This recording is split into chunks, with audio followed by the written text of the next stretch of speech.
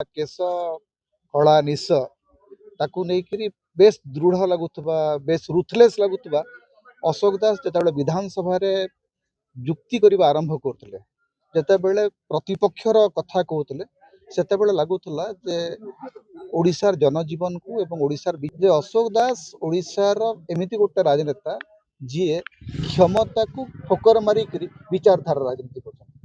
अशोक दास चरित्र विशेषत्व अशोक दास केबे क्षमता पछरे गोड़े ना कि अन्य कौन सी लाभ और लोभर राजनीति करना। तो अशोक दास भली राजनेता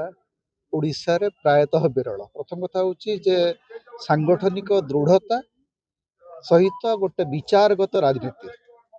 अनेक समय आपड़ जदि चेहरा को देखिए धड़ा केश कला निश ताकू नहीं बेस दृढ़ लगुवा बेस रुथलेस लगुवा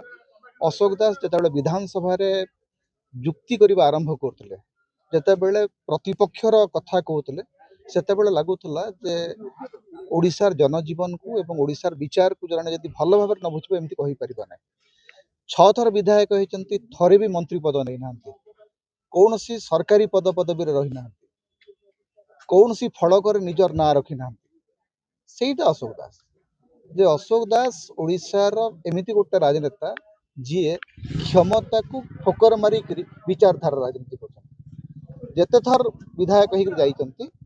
सबुठू बेसी समय सरकार रे कम समय रही अपोजिशन बेसी समय रही